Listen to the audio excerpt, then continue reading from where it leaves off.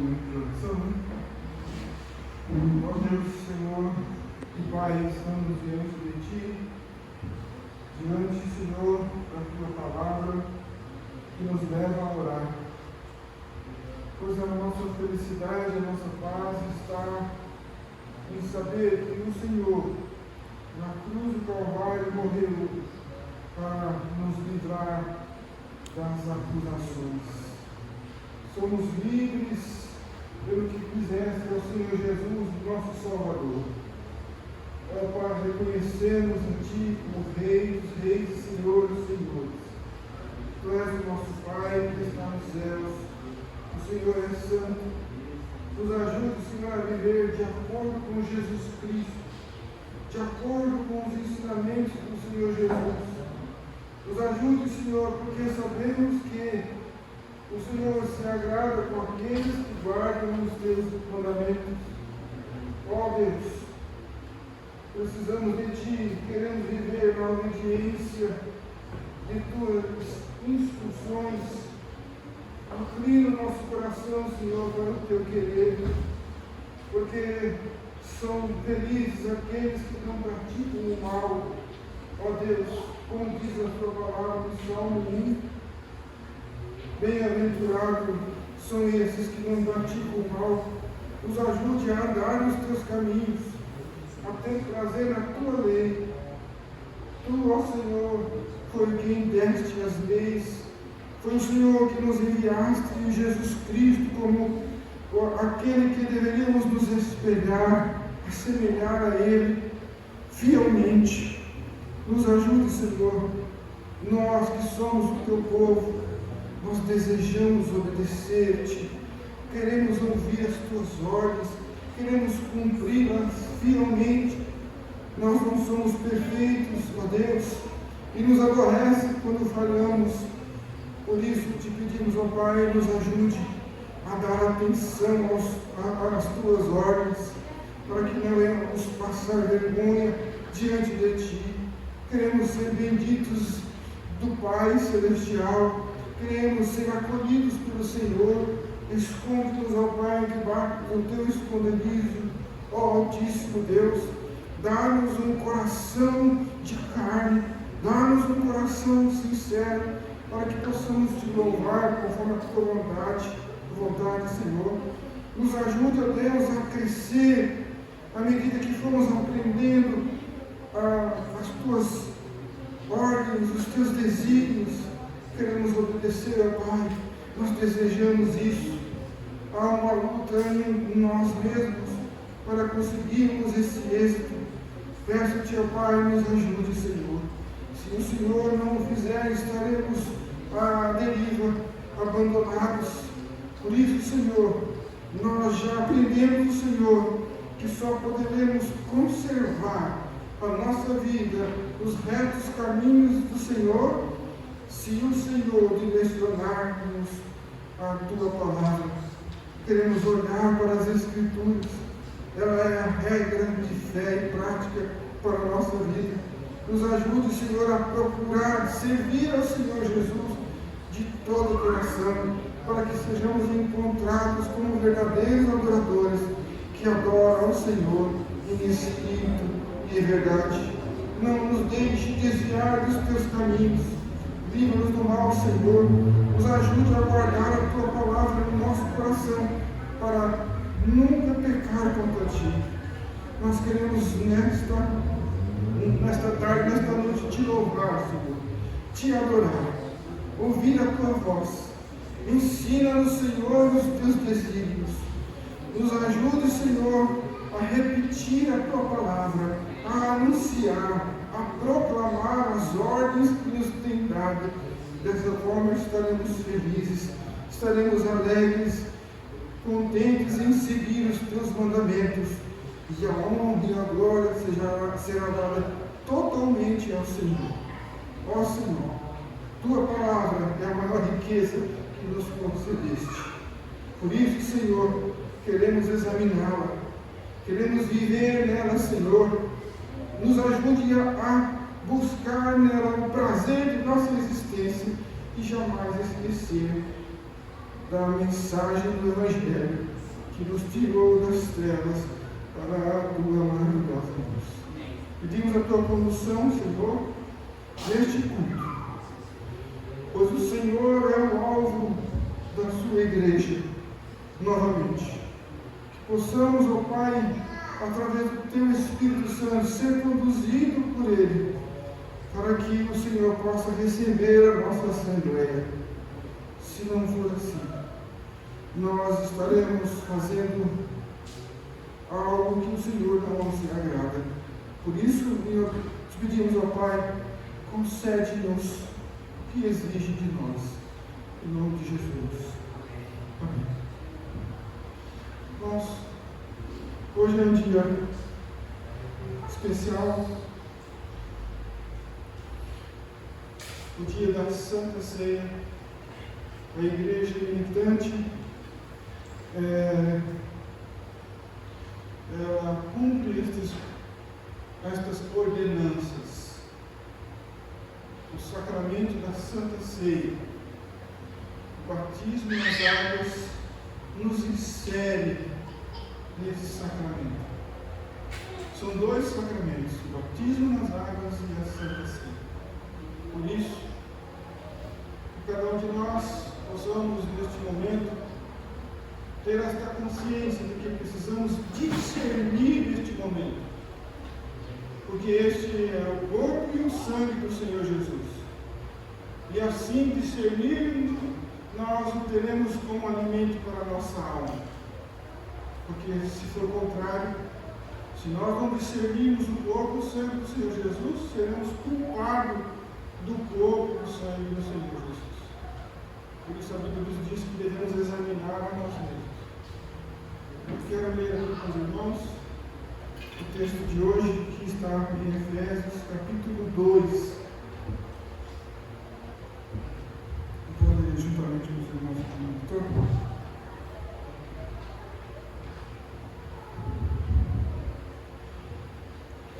Atente-se, irmãos, por conta das máscaras, acompanhe com os seus olhos, né? Antigamente, por terem desobedecido a Deus e por terem cometido pecados, vocês estavam espiritualmente mortos. Naquele tempo, vocês seguiam o mau caminho deste mundo e faziam a vontade daquele que governa os poderes espirituais do espaço. O Espírito que opera, o Espírito que agora controla os que desobedecem a Deus.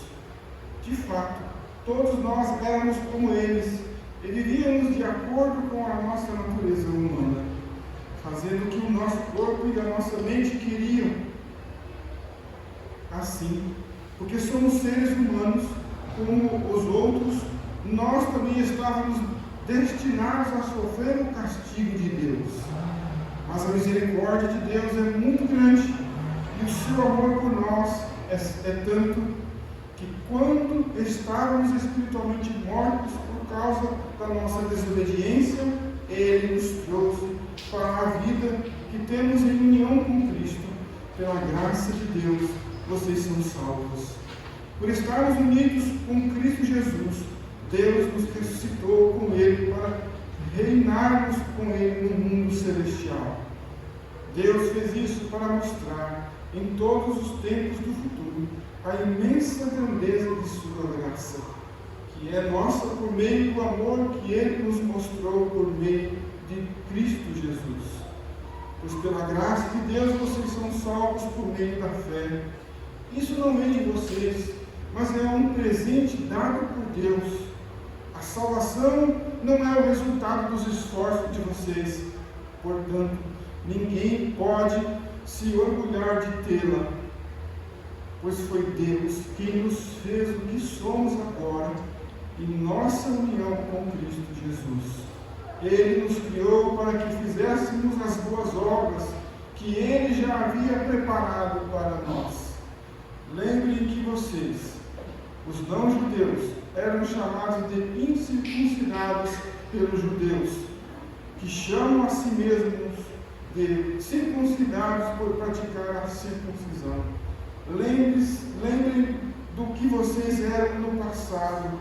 Naquele tempo vocês estavam separados de Cristo, eram estrangeiros e não pertenciam ao povo escolhido de Deus, não tinham parte nas suas alianças, que eram baseadas nas promessas de Deus para o seu povo, e neste mundo viviam sem esperança e sem Deus. Mas agora, unidos com Cristo Jesus, vocês que estavam longe de Deus, foram trazidos para perto dele pela morte de Cristo na cruz.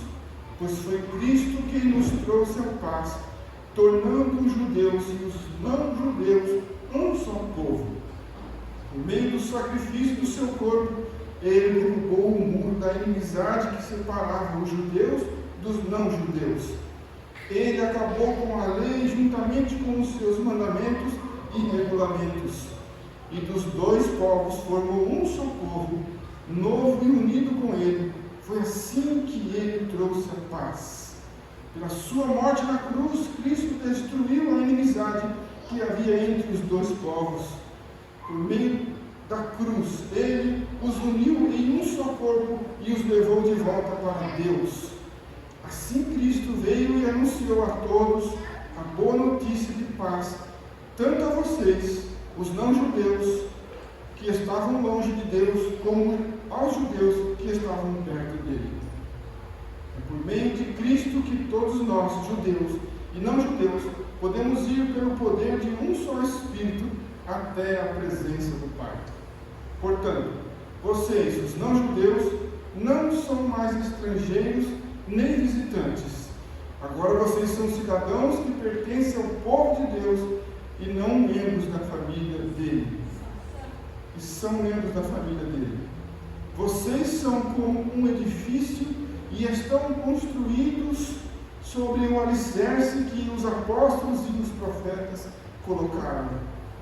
E a pedra fundamental desse edifício é o próprio Cristo Jesus.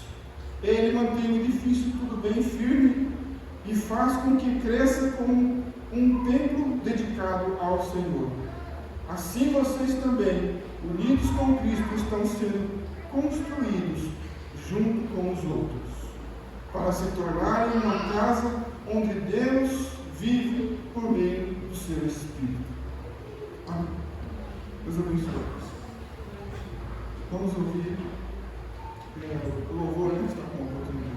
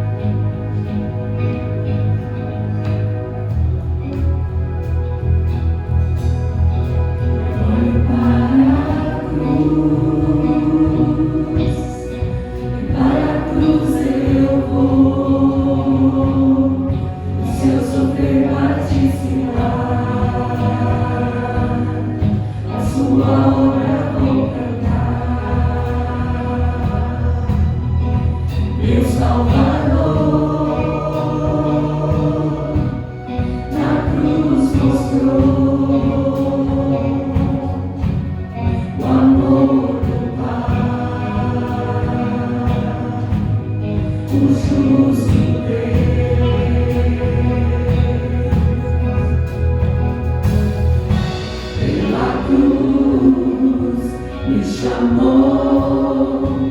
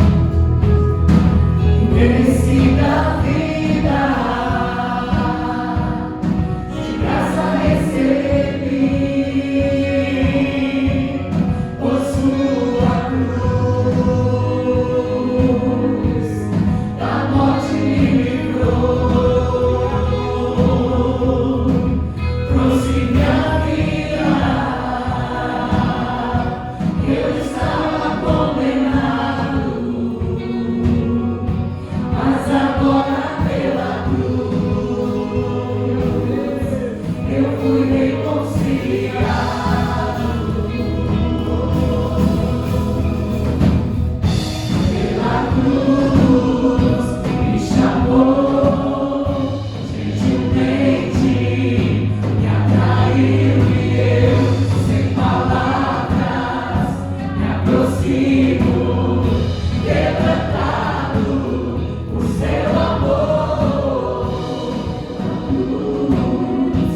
chamou.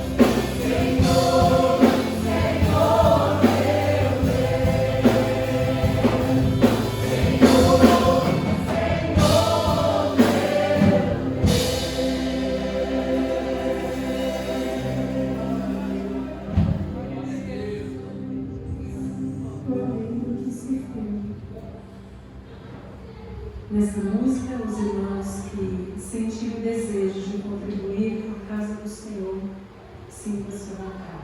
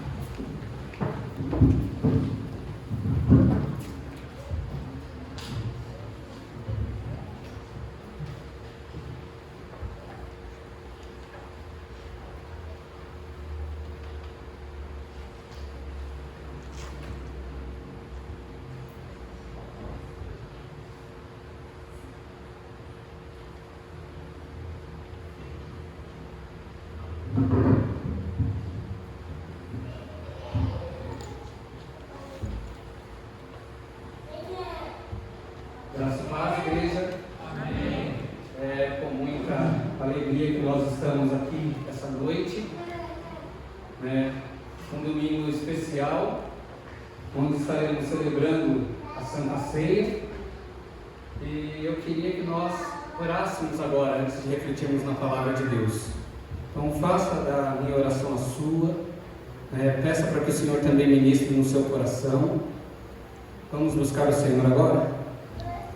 Senhor, é no nome de Jesus Cristo que nós nos colocamos diante de Ti. Agradecemos ao Senhor, ó Pai, pela oportunidade de compartilhar, ó Deus, desse momento singular, ó Deus. Sabe, de partir o pão, de partir o vinho, Deus, repartirmos, ó Pai. Nos lembrarmos, ó Deus, do Teu favor infinito, ó Deus, e nos achegarmos a Ti agora, Pai, num momento todo especial. Então pedimos verdadeiramente, Deus, que o Senhor ministre ao nosso coração, que aceite, Deus, os nossos louvores, e que ele chegue a Teu trono de graça, Deus, com um cheiro suave, e que realmente, Pai, sejamos educados, transformados, ó Deus, pela Tua palavra. Queremos e pedimos isso, Deus, em nome de Jesus. Amém? Amém? Vou aumentar minha tela aqui para poder enxergar, tá?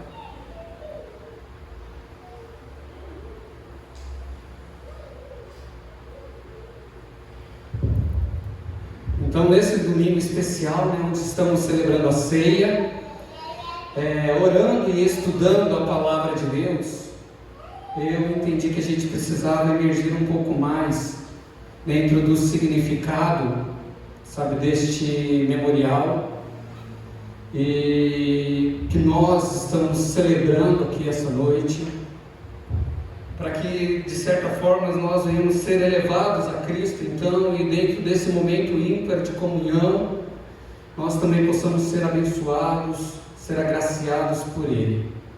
E a mensagem que eu quero compartilhar essa noite com vocês, com a igreja, é o que eu vejo aos pés da cruz, né?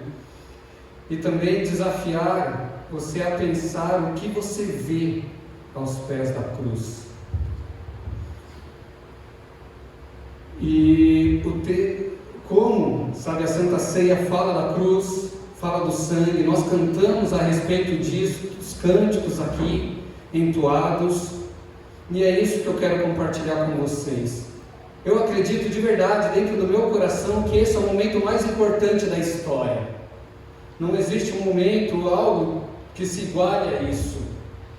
Sabe, onde vemos através de relatos bíblicos, que até a natureza expressou isso através de eventos ali sobrenaturais. E a leitura que nós vamos compartilhar é essa de Mateus 27, verso 54, será o nosso texto base, a gente vai refletir um pouco sobre isso. Mateus 27, 54, diz assim: o centurião e os que com ele guardavam a Jesus, vendo o terremoto e tudo o que se passava, ficaram possuídos de grande temor e disseram: verdadeiramente este era o Filho de Deus.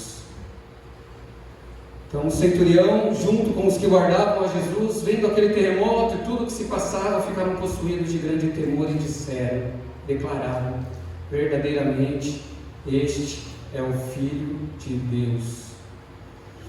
E eu te convido, então, a estar junto com o centurião, junto com os guardas, aos pés da cruz agora, e contemplar o que aconteceu ali. Sabe o que aconteceu ali aos pés da cruz? E também ver quais lições importantes que nós podemos tirar hoje, olhando para esse grande evento. Então, o contexto aqui, nós vemos que esse versículo ele está inserido no contexto da crucificação e morte, a morte de Cristo. E Mateus, ao escrever, sabe, ele nos faz refletir sobre algo que ele escreveu alguns capítulos, algumas folhas antes, que é Mateus 17, onde Jesus estava num outro monte, que não era o Monte Calvário, mas a gente conhece ele como o Monte da Transfiguração. E ele traz então, quando ele escreve sobre esse relato do Monte do Calvário, ele procura trazer de uma forma que a gente faça, que nós venhamos a perceber, né, esses contrastes, né, que a gente perceba, a gente assimile isso. Ambos, um era o Monte da Transfiguração, e aqui é o Monte do Calvário. Monte da Transfiguração, lugar de glória. Monte do Calvário, lugar da vergonha. Monte da Transfiguração, um local com luz incandescente. Monte do Calvário, densas trevas. Monte da Transfiguração, Jesus ao lado de dois santos, Moisés e Elias. Jesus aqui no Calvário, ao lado de dois ladrões. Os discípulos no Monte da Transfiguração não queriam sair dali, eles queriam ficar com Jesus. E aqui no Calvário, todos os discípulos abandonaram Jesus. Jesus se encontra sozinho. Então, nesse contraste, nós vemos Mateus trazendo uma grande tensão para a gente, né? Para a gente entrar nesse texto. Ele mostra ali o quanto Deus está insatisfeito com essa situação, o quanto Deus está insatisfeito com tudo aquilo, e mesmo no meio, então, deste ato terrível, que é a crucificação de Cristo, do seu Filho sendo entregue para ser morto no lugar de pecadores, nós vemos ali um vislumbre da glória de Deus, nós vemos os vislumbres da vitória do Senhor quando a gente faz essa comparação. E como eu disse, para mim, e eu creio que esse é o relato do fato mais importante da história, relato do fato mais importante da humanidade, ao ponto que Paulo chega a dizer que a mensagem mais importante que ele tem para compartilhar entre os sábios, entre os eloquentes, é que eu não propus a saber de nada além do que Jesus Cristo crucificado. 1 Coríntios capítulo 2, versículo 2. Então ele fala que essa é a mensagem mais importante, esse é o Evangelho. E quando nós celebramos a Santa Ceia, não tem como não voltarmos e não pensarmos nessa demonstração de amor tão grande de Deus, sabe? Não tem como nós não percebemos, sabe, o quanto somos imerecedores e quão alto preço foi pago ali na cruz pelas nossas vidas.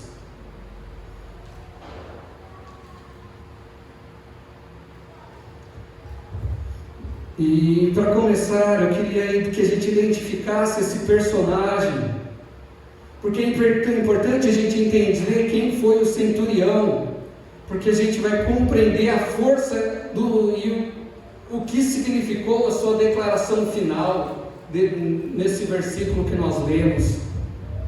Centurião e os seus guardas, né, aos pés da cruz. Quem era o centurião?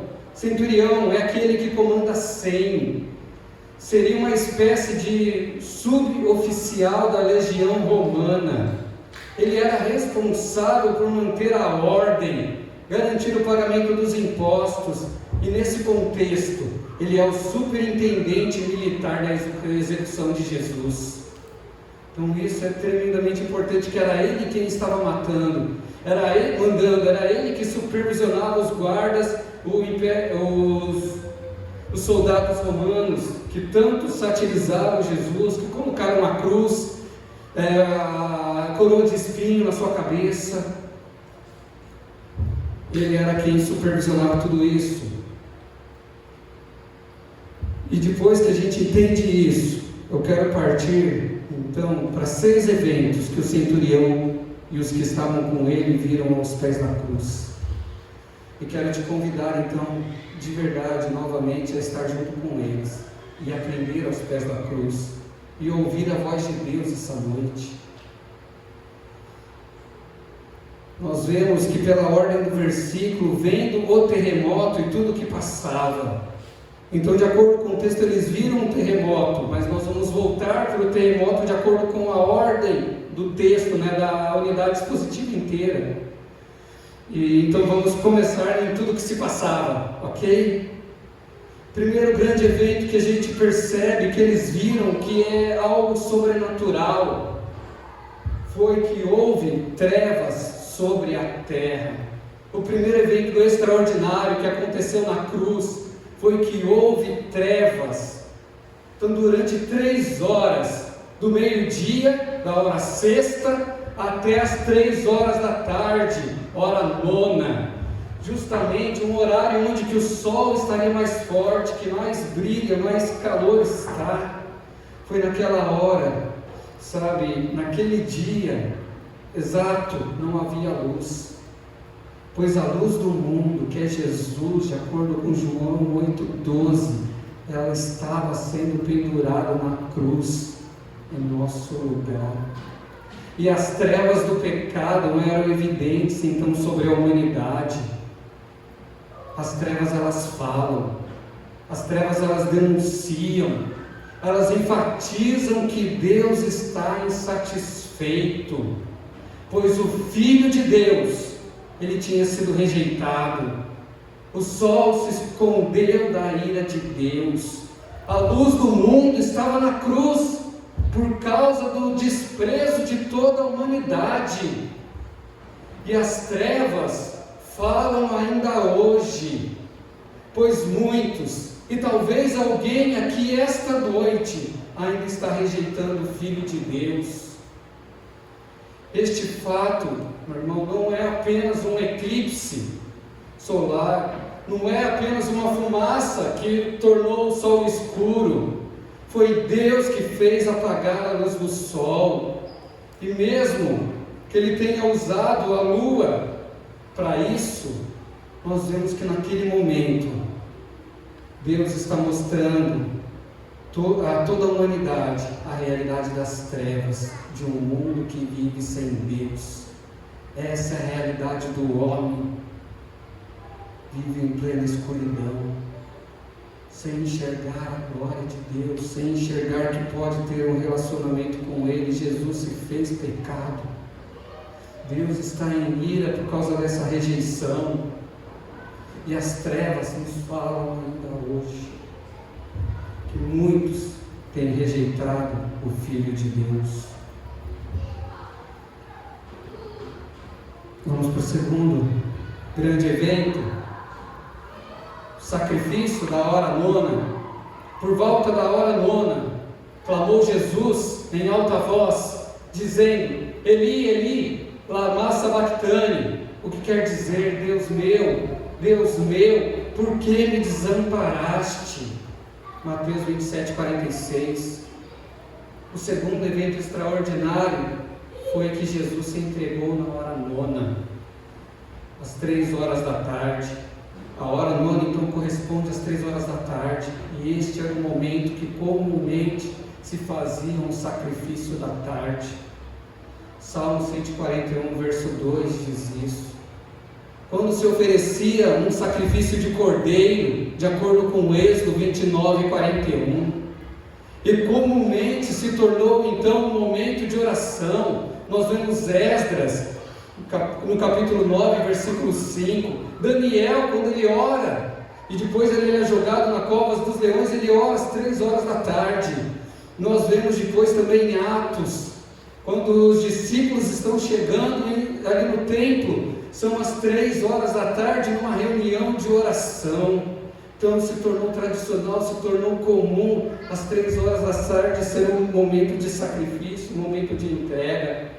E foi nesta hora, que Jesus orou recitando o salmo hebraico, que é o Salmo 22:1. Deus meu, por que me desamparaste? Sabe, eu acredito que esse foi o momento mais difícil de Jesus. Meu Deus, Pai, o Senhor me abandonou. Diante de uma realidade que ele tinha de um relacionamento eterno com o Pai, ele se desconectou, ele perdeu esse relacionamento nesse momento. E esta oração revela a condição do ser humano sem Deus. E Jesus ali na cruz, então representava toda a humanidade carente de salvação, que precisava e precisa aprender isso, que ele está distante de Deus. Então, no Salmo 22:15, o salmista Davi, ele descreve esse sentimento, sabe, quando Deus o despreza, e ele diz: a minha alma, a minha força se secou como um caco, e a minha língua se me pega ao paladar, se me puseste no pó da morte. Então ele olha e ele sente isso, é a mesma coisa que Jesus está sentindo aqui. A língua seca, sabe, colada, me puseste no pó da morte, a minha força se secou. Por isso que o Salmo 22 é considerado um salmo messiânico, representa bem o que Jesus viveu ali e ele sentiu. E essa é a condição do homem, e Jesus está ali representando a humanidade carente. E depois disso, depois que Jesus ele declarou e ele clamou ao Senhor: Deus meu, por que me desamparaste? Ele dá um brado novamente em alta voz. Jesus entrega o seu Espírito, e nesse brado, nós não sabemos em si qual que foi o brado que a gente pode interpretar à luz de outros evangelhos, que pode ser está consumado. Pai, em tuas mãos entrego o meu espírito. Mas a gente não sabe. Mas o que a gente entende é que aqui foi um brado de vitória, porque mesmo no seu último fôlego ele grita, mostrando que é ele que entrega a sua própria vida. Então foi consciente: ninguém toma a minha vida, mas eu a entrego voluntariamente. E esse vem a força do grito. Então nós vemos que Jesus, com o seu grito, ele declara isso, ele declara a sua força, ele declara a sua vitória. Também não foi por acaso que Jesus morreu, então, justamente na hora nona, às 3h da tarde. Ele se entregou voluntariamente por nós como o Cordeiro de Deus. Ele esperou até a hora certa para se entregar como sacrifício de um cordeiro que seria para sempre. Então hoje não precisamos mais de sacrifícios para a remissão dos pecados, porque o sacrifício dele foi suficiente. Jesus se entregou na hora certa. Esse ato cobre minha vida e cobre a tua vida ainda hoje. Se você se vê naquela escuridão, em trevas, desprezando Jesus, se você se vê hoje desprezado e distante do Senhor, saiba que o sacrifício dele foi suficiente de uma vez por todas. E essa é uma verdade que a gente aprende aos pés da cruz, olhando junto com o centurião. Terceiro evento, verso 51, o véu foi rasgado, e eis que o véu do santuário se rasgou em duas partes, de alto a baixo. Cada um desses eventos, na verdade, daria uma pregação. Então nós estamos fazendo aqui um sobrevoo em cima deles, tá? E entender um pouco mais o que motivou o coração daquele centurião. O terceiro evento extraordinário foi que no momento em que Jesus se entregou, morrendo por nós, o véu do santuário se rasgou. Este véu fazia a separação entre o Santo dos Santos e o santuário. Êxodo 26:33. O véu se rasgou de cima para baixo. O historiador Joséfo, ele escreveu que esse véu, ele tinha mais ou menos 18 metros de altura e tinha 12 centímetros de grossura. E dentro do seu escrito ele diz que mesmo cavalos puxando esse véu, um de cada lado, eles não podiam parti-lo. Jesus então mostra que na sua morte esse véu se partiu de cima para baixo, mostrando que ele só poderia ser rasgado através da intervenção divina. somente o sumo sacerdote podia atravessar esse véu ali no período correto. E Jesus, então, ele se torna o nosso sumo sacerdote para sempre. Ele entra, ele rasga esse véu. O pecado que fazia separação entre o homem e Deus, sabe, foi reconciliado através da cruz, através de Cristo, quando ele se fez pecado em nosso lugar. Em Jesus, então, nós encontramos perdão.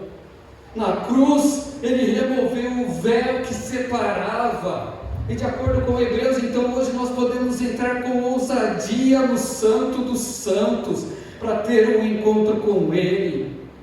E é disso que nós estamos falando, é isso que eles aprenderam aos pés da cruz, e é isso que eu e você nós aprendemos. Hoje nós temos o livre acesso a Deus. E tem mais algumas ideias quando a gente estuda sobre rasgar o véu. Tem a ideia de sinal de arrependimento, que é através dele que você entra no altar do Senhor, porque Deus não despreza o coração contrito e quebrantado. Nós também entendemos que a ideia de rasgar aqui era de sair vitorioso. Quando você rasga uma veste, você corre para a vitória. E com essa segunda ideia, com essa ideia de sair vitorioso, que ele rasgou o véu, né? Deus, ali nós vimos que Deus estava insatisfeito, mas ele estava caminhando em vitória, fazendo aquele paralelo com o dia glorioso do Monte da Transfiguração. Novamente aqui dentro dessas manifestações sobrenaturais, nós vemos um Deus vitorioso. Então ele rasga o véu, partindo para o próximo evento. E o próximo evento, então, o terremoto, né? Mateus 27, 51b, 52, tremeu a terra e fenderam-se as rochas, porque Deus abriu, rasgou o véu, seu poder entrou, e as rochas se fenderam, a terra tremeu. O quarto evento extraordinário foi o tremor de terra, que aconteceu justamente na hora da morte de Jesus. E isto também não foi coincidência, e não podia ser. Sabe, não foi um tremor qualquer, pois as rochas se fenderam com tamanha força.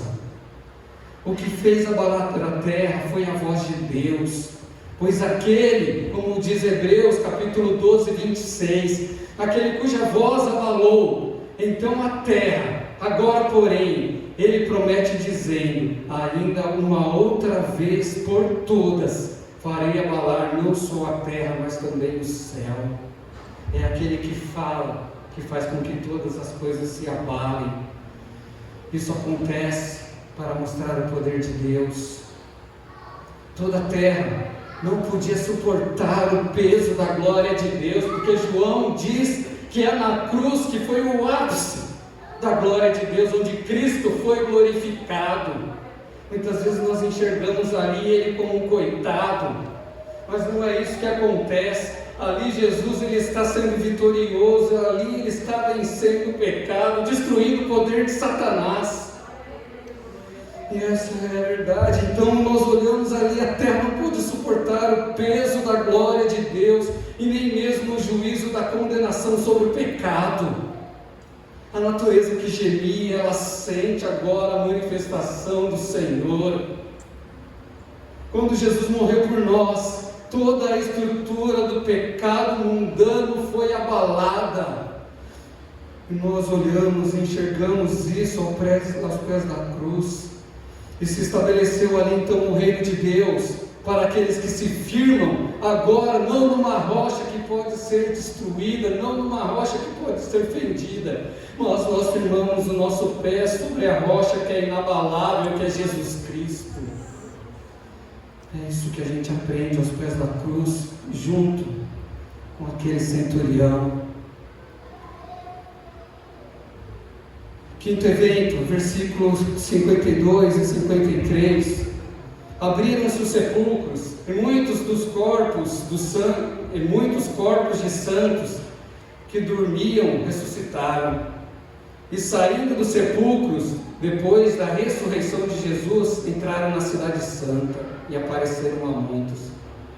O quinto evento extraordinário ocorrido enquanto Jesus estava na cruz foi que pessoas ressuscitaram. Sabe, eu fico olhando toda isso que Mateus escreveu. Ele contando realmente não com a ideia de que você fique com dó de Jesus, com pena de Jesus, mas ele está escrevendo e fazendo essa ponte de verdade com o Monte da Transfiguração, porque ele sai da glória para uma glória maior que eu e você não conseguimos perceber. Sabe, ali eles queriam ficar para sempre, mas é somente na cruz que nós temos um relacionamento para sempre com o Senhor. E é isso que a gente precisa entender. Esta ressurreição foi algo sobrenatural, nunca havia acontecido algo igual antes. O que impressiona aqui é que foram muitas pessoas, e não foi um fato isolado, não foi apenas um que ressuscitou, mas foram muitos.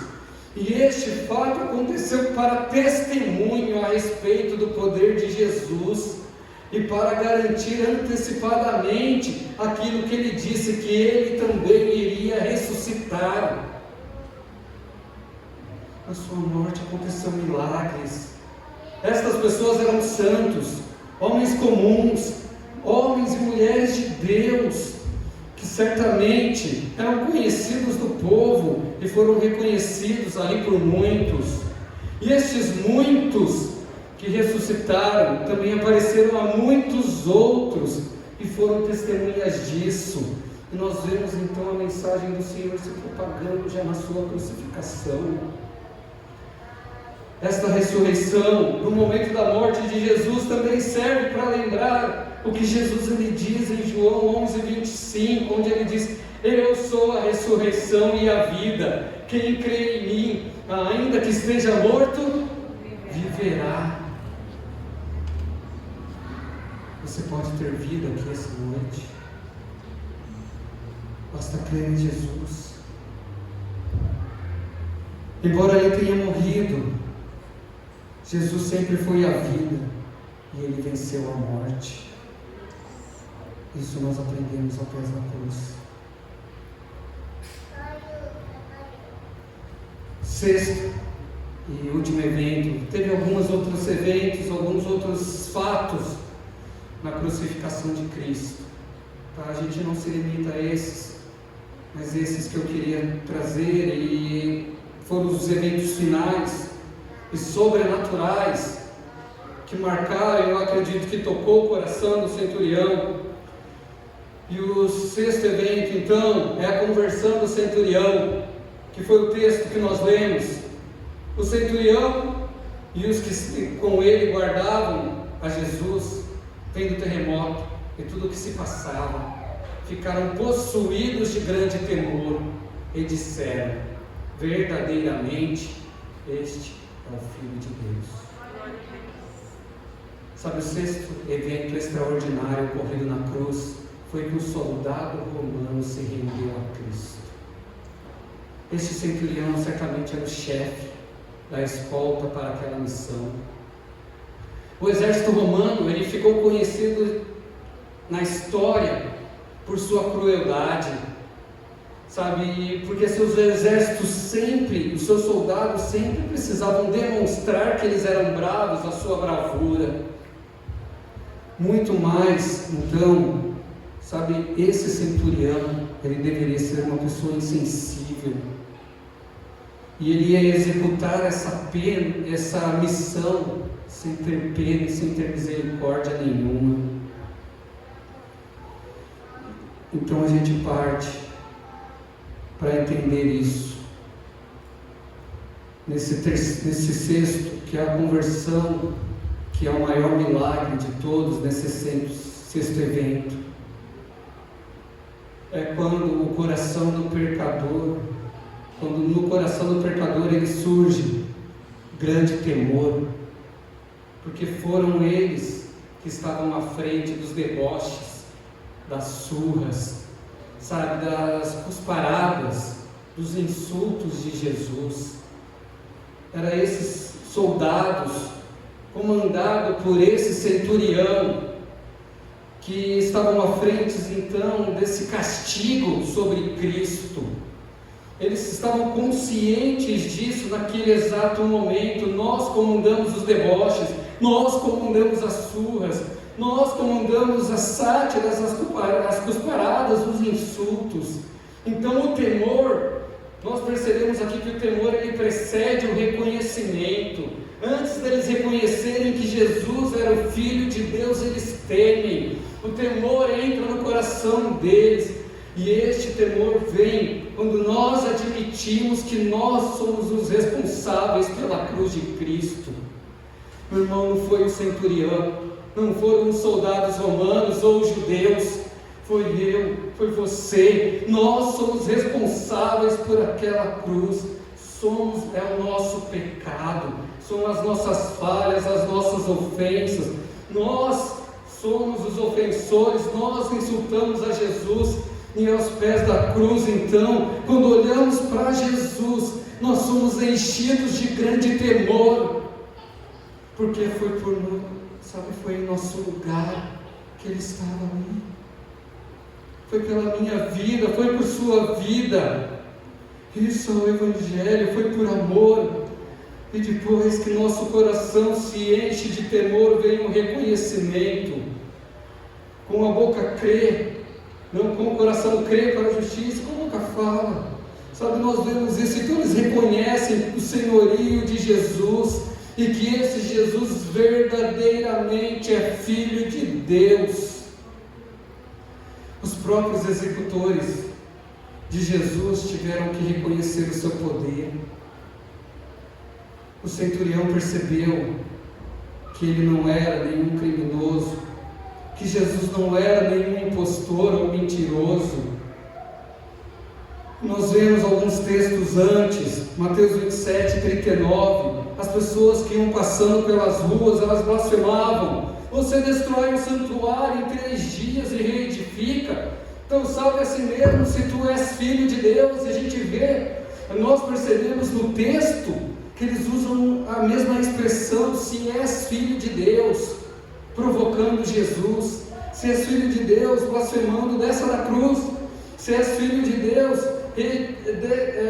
como você disse que destruiria o santuário e reedificaria. De igual modo, os principais sacerdotes, os escribas, os anciãos zombavam: salvou os outros, a si mesmo não consegue salvar, ó Rei de Israel. Então, diante dessa zombaria, eles continuavam dizendo: confiou em Deus para Jesus, né? Pois que Deus venha livrá-lo agora, se de fato, como diz, sou Filho de Deus. Então, diante desses deboches, diante dessas ofensas, o centurião percebeu que Jesus Cristo verdadeiramente era Filho de Deus, o Salvador. E por isso, então, aos pés da cruz, ele se rende. É isso que nós aprendemos aqui essa noite. O que aprendemos aos pés da cruz? O centurião era o responsável, o executor do sofrimento e da morte de Jesus. Nessa história, o centurião representa o que nós, com nossos pecados, somos. Nós somos os responsáveis pela cruz, nós somos responsáveis pela morte, nós somos responsáveis pelo sangue vertido. Olhando para os eventos, então, nós vimos a ira de Deus naquela escuridão. Nós vimos o pecado sendo crucificado em Cristo. Nós vimos o sacrifício na hora do sacrifício. Nós vimos o perdão de pecados sendo entregue. Nós vimos naquela cruz, naqueles eventos, a reconciliação, quando Deus ele abre, rasga o véu e já não há mais separação. Nós vemos conversão quando olhamos para o centurião. A salvação já havia sido dada por Jesus na cruz e alcançou imediatamente as primeiras almas carentes de perdão que estavam ali junto aos pés da cruz. A salvação de nossas almas é o maior dos milagres que podemos esperar. E foi isso que aconteceu na cruz de Jesus. Foi isso que aconteceu na cruz de Cristo. Em seu ato redentor, Jesus nos perdoou, nos salvou por amor. E a Santa Ceia, meus irmãos, nos lembra disso. A Santa Ceia nos lembra de tudo isso que nós aprendemos aos pés da cruz. Então, que Deus complete, e que nós possamos, então, entender essas grandes verdades. Eu te convido a não sair dos pés da cruz. Continue aprendendo com o centurião. Deus abençoe. E agora nós vamos ter o coral para cantar e continuar esse culto. Amém?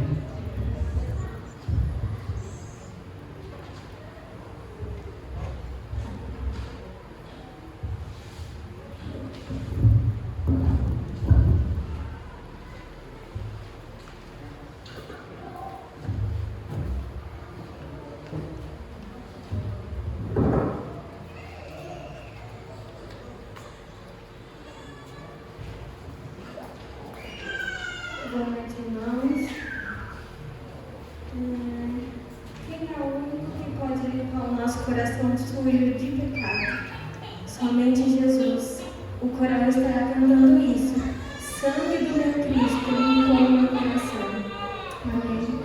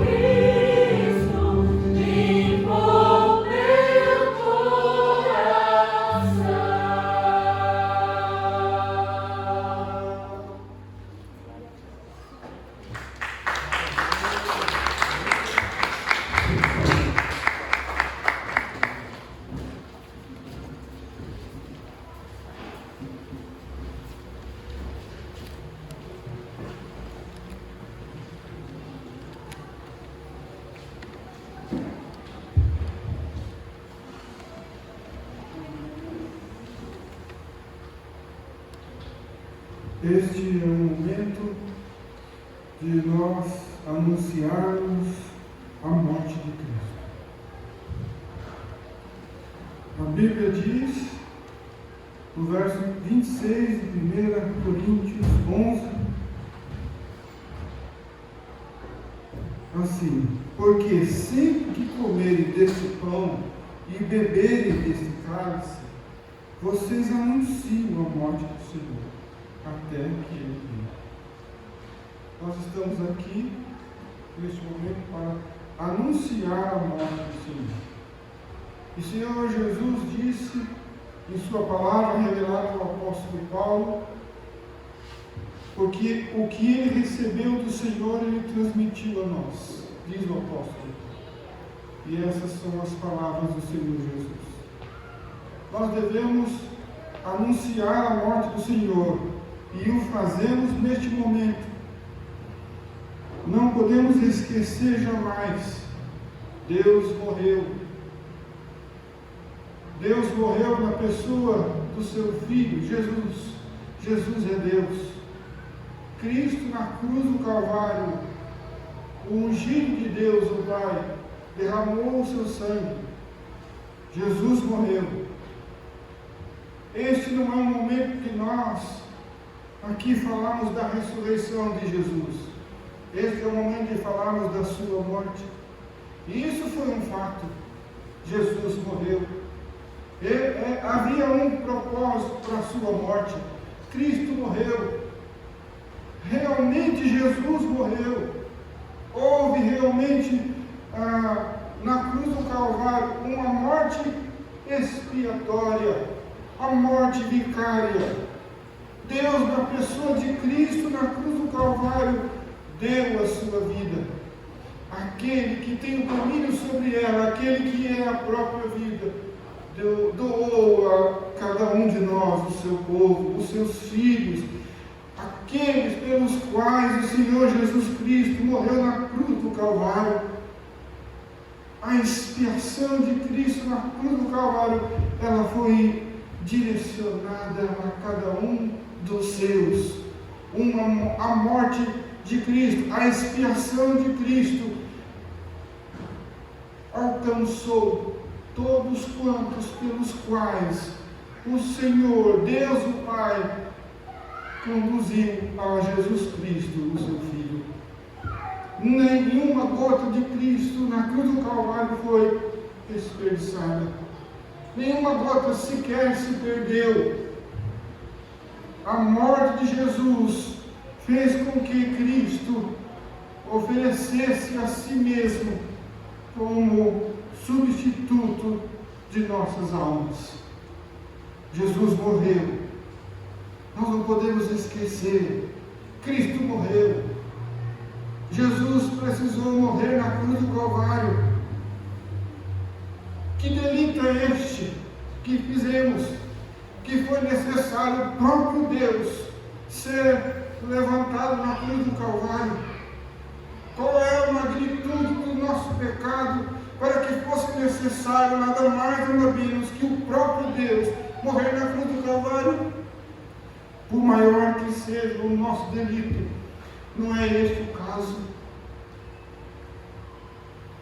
O grande problema é que a santíssima, a santidade de Deus, ela tem uma magnitude incalculável. E para que fosse necessário aplacar a ira de um Deus aborrecido com o pecado, foi sim necessário o sangue do seu amado Filho, o primogênito, Filho de Deus. E isto é tão verdade, e o apóstolo Paulo lhe diz: daquele que rejeitar tão grande salvação. Tão grande salvação. Aqui a mensagem de hoje foi exposta de uma forma muito clara, evidenciando ali a deidade do Senhor Jesus Cristo em todos aqueles eventos que está fora de uma ordem, são eventos extraordinários, que não vem de um homem comum, mas vem de um homem que é Deus, Jesus Cristo, o homem-Deus, o Deus-homem. Então, quero repetir, porque sempre que comerem deste pão e beberem deste cálice, vocês anunciam a morte do Senhor até que Ele venha. O verso 23 diz assim, o apóstolo Paulo: porque recebi do Senhor o que também entreguei a vocês, que o Senhor Jesus, na noite em que foi traído, tomou o pão. Aqui o Senhor Jesus institui a Santa Ceia. E tendo dado graças, partiu e disse: isso é o meu corpo, que é dado em favor de vocês. Façam isso em memória de mim. Jesus disse: isso é o meu corpo. Nós precisamos discernir que isto é o corpo de Jesus. E que nós devemos fazer isso em memória do Senhor. Continua sendo aqui o pão. Não há uma transubstanciação.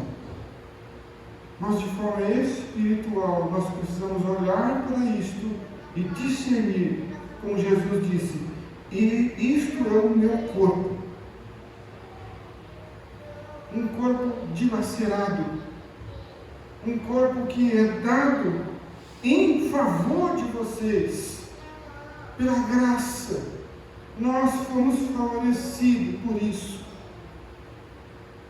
O corpo de Cristo nos traz saúde, graça, mais do que a gente possa imaginar, porque o pecado é letal, mas o Senhor concede-nos o seu corpo para sararmos da morte. Sarar é como uma, por assim dizer, uma vacina que não existe, que reverte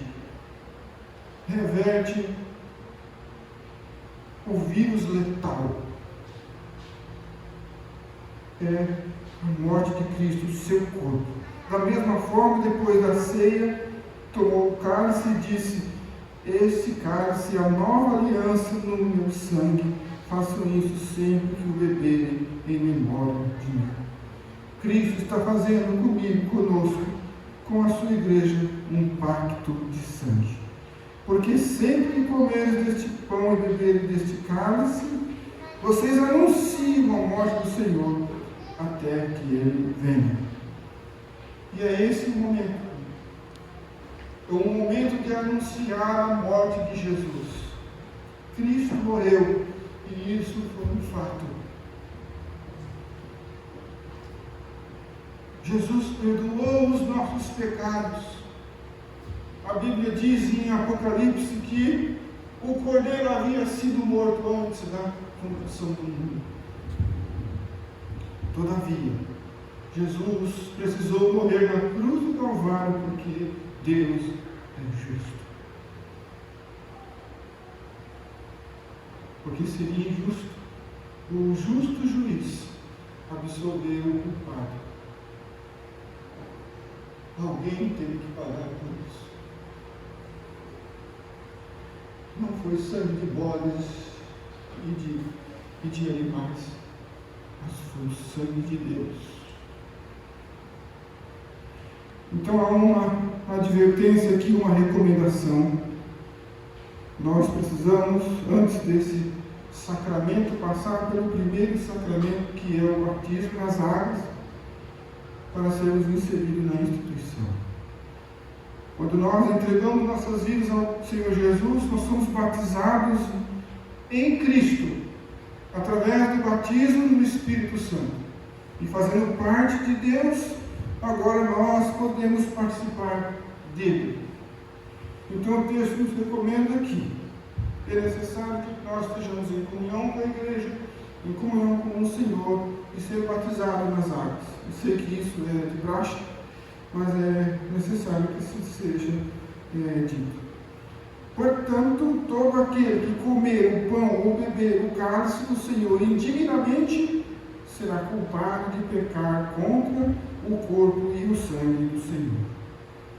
Examine-se cada um a si mesmo, e então coma do pão e beba do cálice. A palavra do Senhor está nos orientando a examinar a nós mesmos. Pois quem come e bebe, sem discernir o corpo do Senhor, come e bebe para a sua própria condenação. Por isso há entre vocês muitos fracos e doentes, e vários que já dormiram. Mas se nós tivéssemos o cuidado de examinar a nós mesmos, não receberíamos juízo. Quando, porém, somos julgados pelo Senhor, estamos sendo disciplinados para que não sejamos condenados com o mundo. Possamos viver debaixo da disciplina de Deus. A disciplina do Senhor, a disciplina que nos forma, que nos orienta, que nos conduz. Essa é a disciplina formativa. Mas se for necessário a disciplina punitiva, que o Senhor possa também, através da dor, através das dificuldades, das lutas, das tribulações, ajustar o curso da nossa vida. E o Senhor será honrado e nós seremos eternamente gratos por Ele tomar a condução de nossas vidas. Se é que a nossa vida está entregue nas mãos do Senhor, estamos seguros. Mesmo que haja uma tempestade no curso de nossa vida, Ele está no timoneiro, Ele está no comando da embarcação. E por mais que ela se balance, o Senhor tem poder para acalmar a tempestade. E sabe que este e até o mar e o vento obedecem a sua voz. É Deus. Ele faz muito mais do que isso.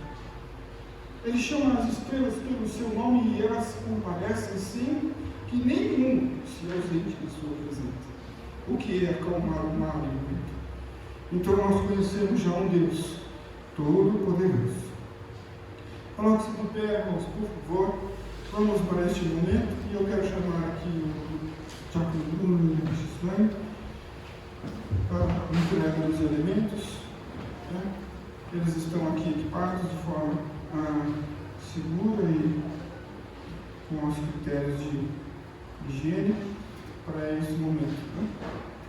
Oremos, irmãos. Pai Santo, eis aí estes elementos, consagramos para este propósito e pedimos ao Pai que o Senhor nos ajude a poder compreender e discernir o corpo e o sangue do Senhor Jesus.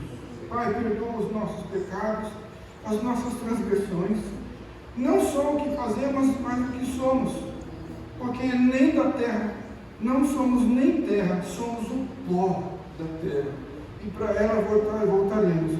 Nós reconhecemos isso e nos recolhemos em nossa insignificância e dizemos: ó Senhor, Tu que estás diante de Deus o Pai, Jesus, que está a majestade sentado no trono, a sua alteza nós reconhecemos e nós prostramos diante de Ti e dizemos: só o Senhor é Deus.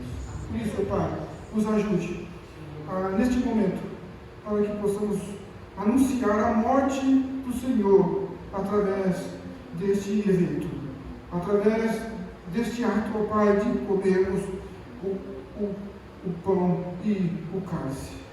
Em nome de Jesus. Amém. Os irmãos podem se assentar.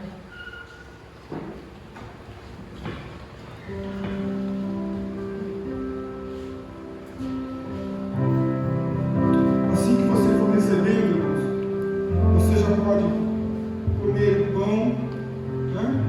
Vai comendo o pão, olha para este cálice, você vai beber o sangue de Deus. Se você não esqueceu, saiba que o sangue de Jesus tem poder. É o sangue remidor, o sangue que compra. Ele é mais precioso do que qualquer coisa neste mundo. É o sangue de Deus, na pessoa de Cristo. Discirna isso, irmão. Ao olhar para este pão, discirna que este é o corpo de Jesus, o corpo que foi dilacerado na cruz do Calvário, onde suas mãos foram furadas, a sua fronte foi ferida com uma coroa de espinho, o seu lado foi ferido com uma lança e dali saiu água e sangue. Jesus ficou por muitas horas na cruz, na agonia da morte. Ele foi desprezado pelos seus, pelos quais morreu. Jesus foi abandonado por Deus o Pai. Ele passou por uma coisa que a Bíblia nunca registrou. Jesus, ausente de Deus por alguns momentos. A dor de Cristo, ela jamais nós poderemos compreender a magnitude desta dor. Temos apenas uma noção. Jesus morreu. Jesus morreu. O Filho de Deus morreu. Se desprezarmos esse ato de Deus em entregar o Filho, nós estamos perdidos. Mas todo aquele que nele crê será salvo. Crer em Cristo, na sua morte, de que Jesus morreu para este propósito. Para esse irmãos, vivam uma vida de santidade, obedeçam ao Senhor, deixem a vida de pecado, aquilo que aborrece a Deus. Nós estamos com o corpo de Deus e o sangue de Deus nas nossas mãos. Nós precisamos discernir isso. Participe com fé no Senhor.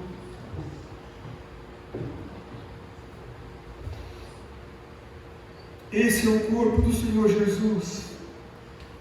E este é o sangue espargido na cruz do Calvário.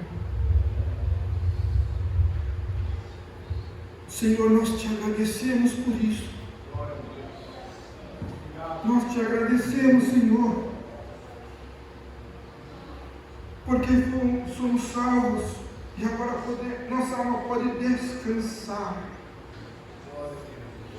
Eu não sei, eu não compreendo o porquê tão grande misericórdia tiveste para conosco, mas percebemos que o seu amor é maior do que podíamos imaginar. Pai, obrigado, porque entendemos que antes que o Senhor nos concedesse a misericórdia, fizeste a justiça. E aqui está. Nós estamos lembrando disso, anunciando a nossa mente, ao nosso coração, a nossa alma, ao nosso ser. Jesus morreu. Jesus morreu. Sua morte não foi em vão, porque o Senhor resgatou, o Senhor adquiriu-nos para si. Somos gratos a Ti.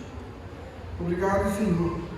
Louvamos por Tua paz, pelo Teu amor, pelo Teu grande sacrifício na cruz do Calvário. Obrigado, Jesus, por tudo isso. Abençoe a cada um de nós, no nome do Senhor Jesus. Amém. Deus abençoe, irmãos. Estamos terminando. Isso, cada um pode, se você puder passar de repente uma vasilha, eles vão colocando,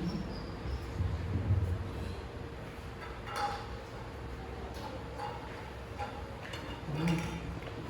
Vamos para os avisos, não é isso? Ok.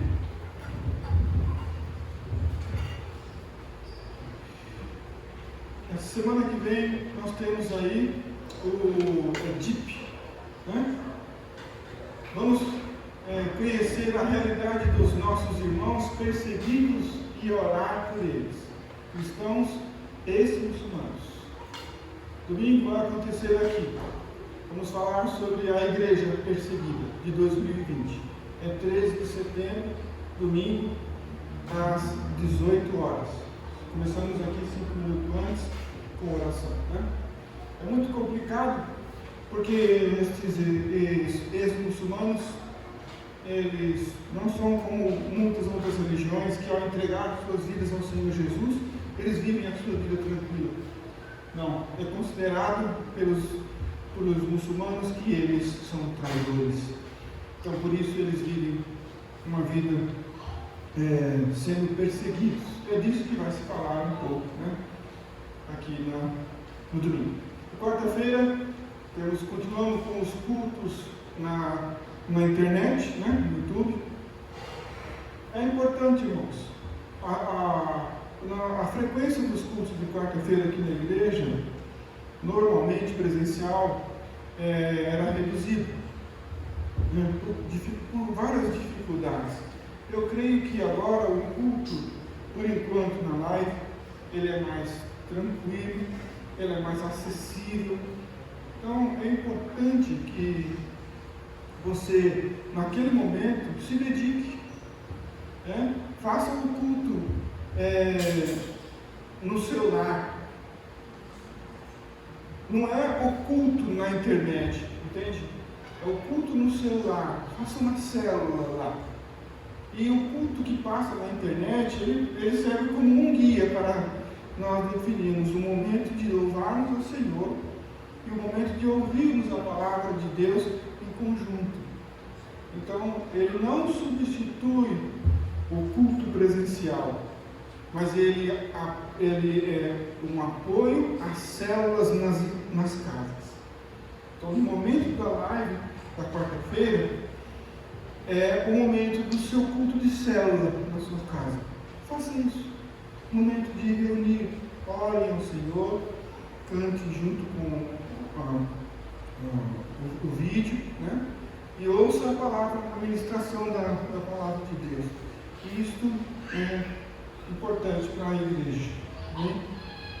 Então, sábado também às 19h30, curso de mulheres, como ter o coração de Maria no mundo de Marta. As irmãs têm testemunhado que elas começaram a ser pessoas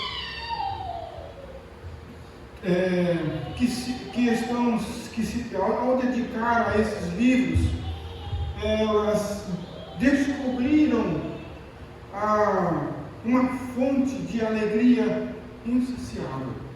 Porque é muito difícil uma pessoa que não tem o hábito de ler passar a ler.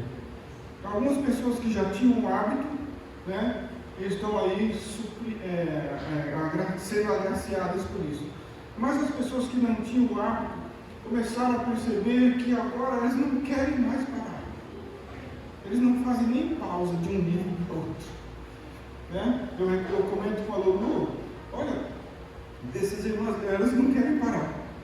Elas querem fazer, graças a Deus. E eu estou em casa, eu ouço as irmãs falando, testemunhando, falando quanto isso tem sido gratificante e promissor na vida delas. Tá?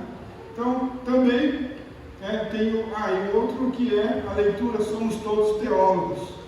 Eu estou sentindo muita falta de não poder participar, porque nesta hora eu estou em São Paulo, né? Obrigado, Regis, que tem dado um grande apoio ali, né? Como um guia para tirar as dúvidas dos irmãos, né? E isso tem sido muito bom, extraordinário. Todos nós deveríamos ler esse livro, tá?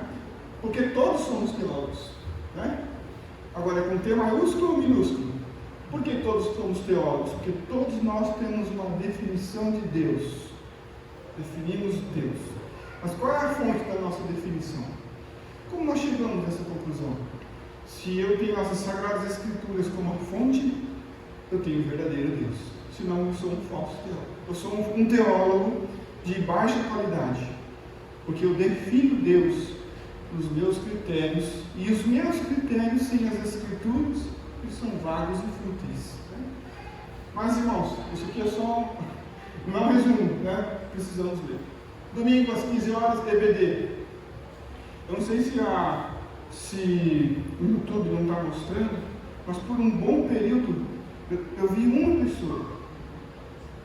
E eu acho que era eu. Depois veio mais uma. Né? E depois, passado um tempo, no final, eu percebi que tiveram poucas pessoas presentes. 5? Quantos? 5? Irmão, é tão bom, irmãos. É tão bom participarmos do estudo da palavra de Deus, um trabalho que a igreja está, né, desenvolvendo. Faça, se esforce para isso, né? Eu sei que não é fácil, dá sono, se cansa, mas mesmo que você durma, vamos abrir essa exceção, né? Mas comece a se habituar a parar ali, mesmo que você cochile, né? Mas é preciso estar ali para aprender, precisamos aprender, né? E a revista é muito boa, é muito boa. Ela está sendo aplicada de forma que vem de encontro com a necessidade da nossa igreja, uns aos outros, né? Tá bem? E domingo, né, com um culto desse, 17h55, já voltamos em 1h30, e graças a Deus, ok? Coloque-se em pé, irmãos. Deus abençoe. Vamos orar. Muito obrigado por tudo. Eu amo a cada um dos irmãos e é bom vê-los aqui. Muito obrigado pela presença de todos, né? Que o Senhor abençoe grandemente a vida dos irmãos. Ó Deus Pai, obrigado, Senhor, por este momento. Queremos neste momento, nesta oração, como um ato de culto, entregar ao Senhor aquilo que viemos fazer aqui, como uma oferta agradável e suave a Ti. Ó Espírito Santo, conduz-nos, Senhor, para que o cálice do Senhor seja cheio dos louvores, dos cultos, aquele cálice que nós contemplamos no livro de Apocalipse, a oração dos santos, o louvor do povo de Deus. Ó Pai, obrigado por Tua palavra, nos ajude a guardá-la no nosso coração para não pecarmos contra Ti. Mas, ao invés disso, temos prazer na Tua palavra e meditar nela de dia e de noite. Melhor é obedecer do que sacrificar. Ó Pai, obrigado, Senhor, restaura a esperança do Teu povo, porque a nossa esperança está na promessa que fizeste, e aquele que prometeu é fiel para cumprir, e nós cremos em Ti. Obrigado, Senhor. Sara-nos, ó Pai, a nossa alma, dê-nos saúde física, Senhor. Livra-nos, Senhor, de toda praga e de todo mal. Não nos deixe cair em tentação, Senhor. Conceda-nos a paz de Deus, a paz de Cristo, a paz do Senhor aos nossos corações. Te pedimos, ó Pai, leva-nos em paz para nossos lares com segurança e protege-nos debaixo de Tuas asas. Te pedimos, ó Altíssimo, em nome de Jesus. E que o amor de Deus Pai, a graça do nosso Senhor Jesus Cristo e a consolação do Espírito Santo seja com cada um de nós, ó Deus, como diz a Sua palavra na bênção apostólica. Todo mundo pode dizer amém? Amém. Amém. Deus abençoe.